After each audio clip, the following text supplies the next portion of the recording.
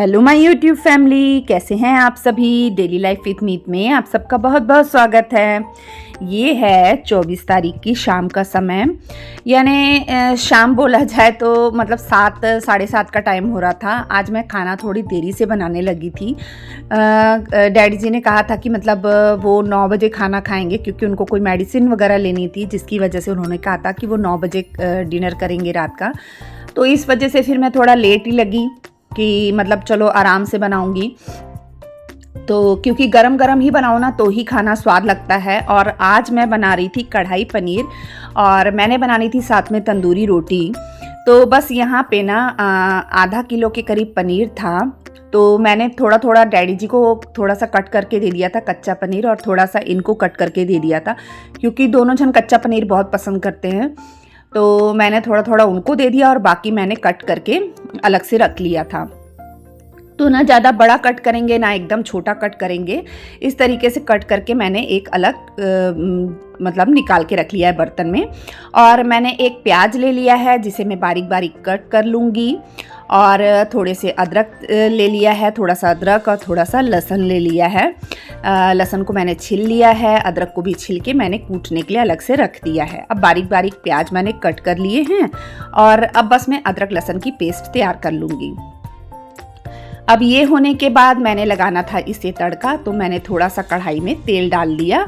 और उससे पहले ना मतलब जो पनीर रहता है ना, वो कितना भी फ्रेश क्यों ना रहे, मैं हमेशा उसमें गर्म पानी डाल देती हूँ। इससे क्या होता है, एक तो पनीर धुल जाता है और दूसरा पनीर बहुत ज़्यादा सॉफ्ट हो जाता है। तो हमेशा आप भी गर्म पानी में ज़रूर डालिएगा।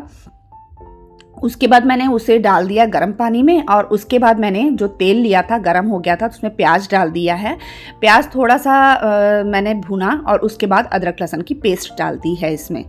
अब मैं इसे अच्छे से भून लूँगी। और मैंने ड्राई फ्रूट तो भूनना भूल ही गई थी, फ्राई करना।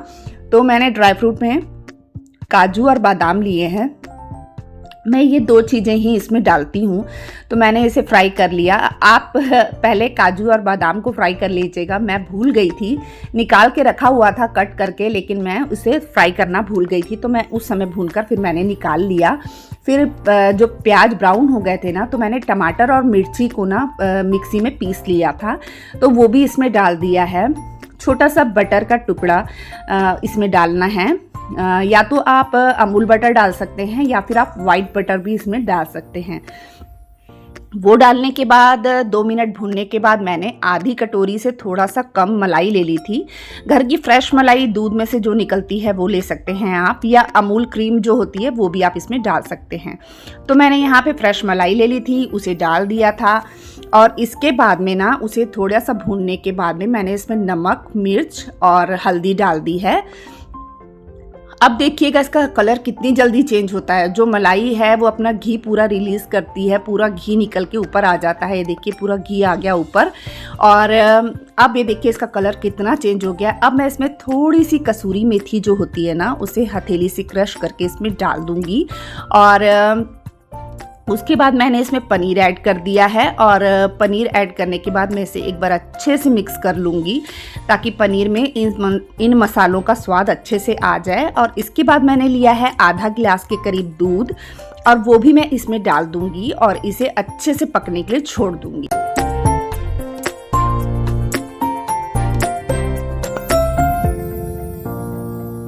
जब इसमें बहुत अच्छा सा उबाल आ जाएगा, फिर हम इसे एक बार और अच्छे से चला लेंगे। और इसके बाद में देखिए ये थोड़ा सा और सूख गया है, और ये बनकर हमारी सब्जी तैयार हो गई है। तो मैंने इसमें लास्ट में गरम मसाला डाल दिया है, और साथ ही जो काजू और बादाम फ्राई करके रखे थे वो भी ऊपर से डाल दिए हैं। तो ये हमारी कढ़ाई पनीर बनकर तैयार हो गई है। और ऊपर से मैंने ना थोड़े से पनीर को ग्रेट करके रखा था, वो भी मैं ऊपर से डाल दूंगी।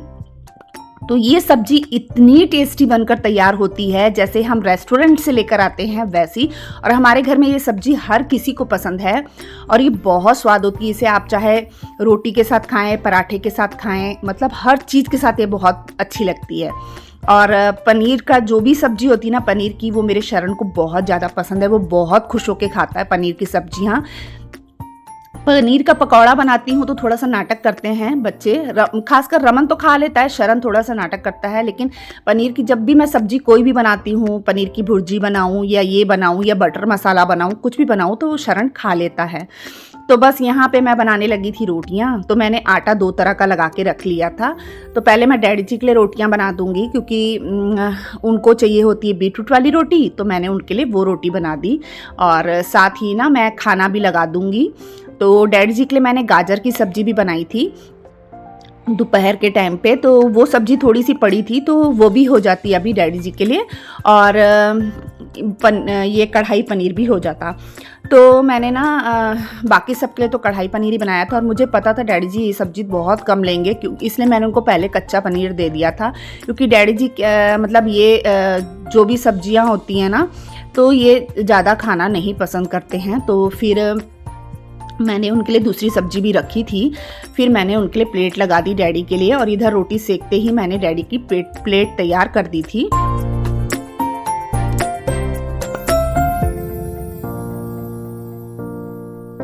ये देखिए डैडी जी की प्लेट लग गई है, जिसमें कि गाजर की सब्जी है, पनीर कढ़ाई पनीर है और साथ में रोटी है।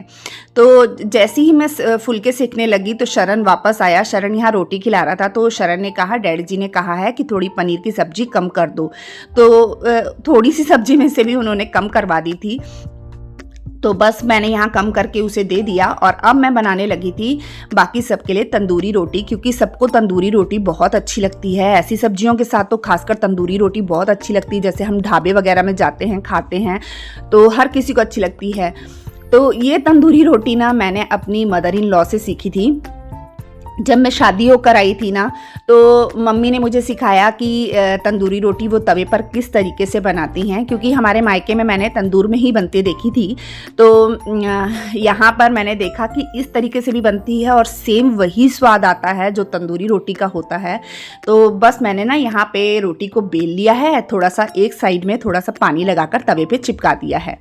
अब उसके बाद में उसको एक तरफ से मैं अच्छे से सिकने दूंगी। उसके बाद मैं तवे को उल्टा करके उसे अच्छे से सब तरफ से पका लूँगी। और जब अच्छे से पक जाती है ना, फिर मैं इसे निकाल लेती हूँ और ऊपर से घी लगाकर सर्व कर देती हूँ। तो इस तरीके से ये रोटी बनती है और ये बहुत टेस्टी होती है खाने में। और मैंने तो पहले इनसे कहा था कि मुझे तंदूर भी ला कर दो।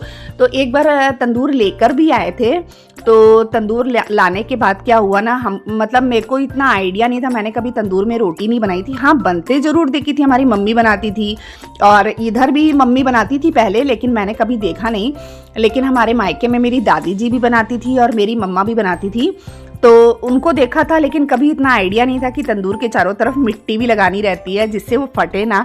तो मैंने तंदूर गर्म होने के लिए रखा और तंदूर 2 रोटी चिपकाई और पहले तो तंदूर फट गया। हाँ, तंदूर फटने के बाद क्या हुआ, मैंने सोचा कि चलो फट ही गया है, गरम तो हो गया है। तो मैंने उसमें 2 रोटी क्या की, गीली करके चिपका दी, जैसे हम तवे पर चिपकाते हैं। तो इतना आइडिया नहीं था कि उसमें गीली करके नहीं चिपकानी, उसमें सिंपल ऐसे चिपकाना है।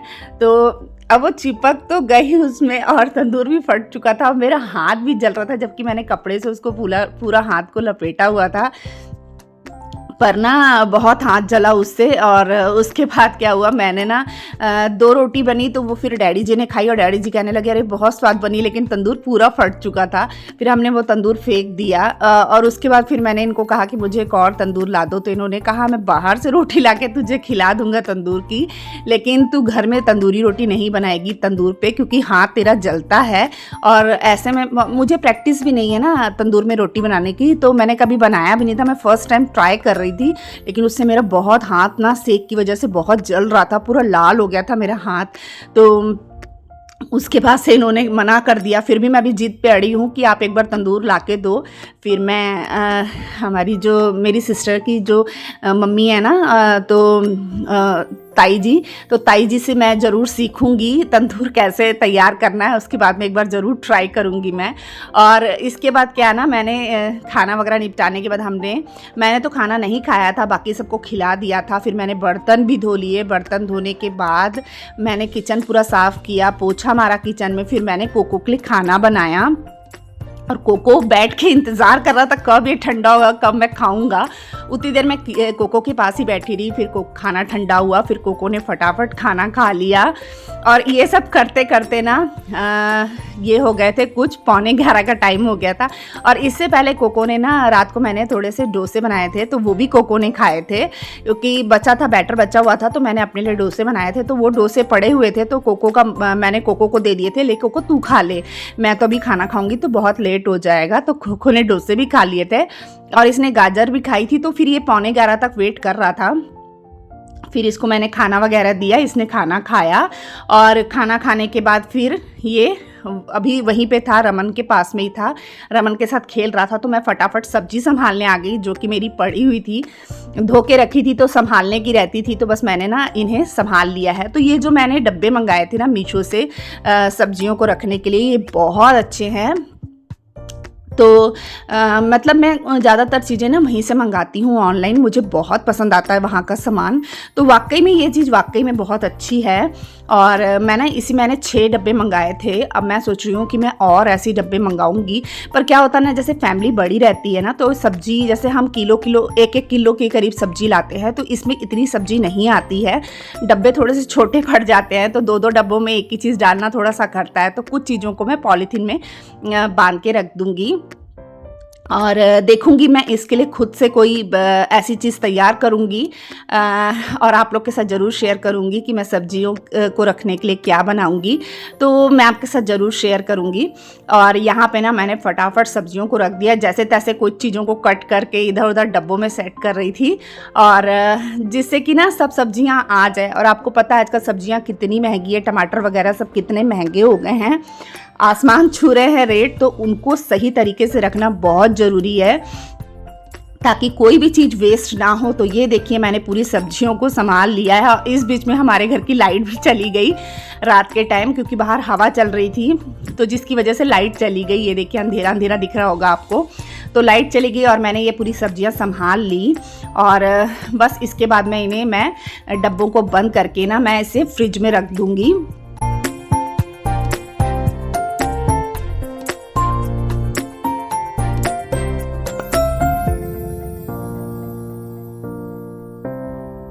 तो चलिए मैं यहीं पे अपने व्लॉग का एंड करती हूँ। आई होप आपको मेरा ये छोटा सा व्लॉग अच्छा लगा होगा। अगर अच्छा लगता है मेरा व्लॉग तो प्लीज़ मेरे चैनल को सब्सक्राइब कर दीजिएगा, वीडियो को लाइक कर दीजिएगा, शेयर कर दीजिएगा और बेल आइकॉन को प्रेस कर दीजिएगा, जिससे मेरे आने वाली वीडियो का नोटिफिकेशन आपको मिल सके और आप मेरी वीडियो देख सकें। तो बस इसके बाद मैंने सब्जी को संभाल दिया, किचन साफ कर लिया। मिलते हैं नेक्स्ट व्लॉग में, तब तक के लिए बाय बाय।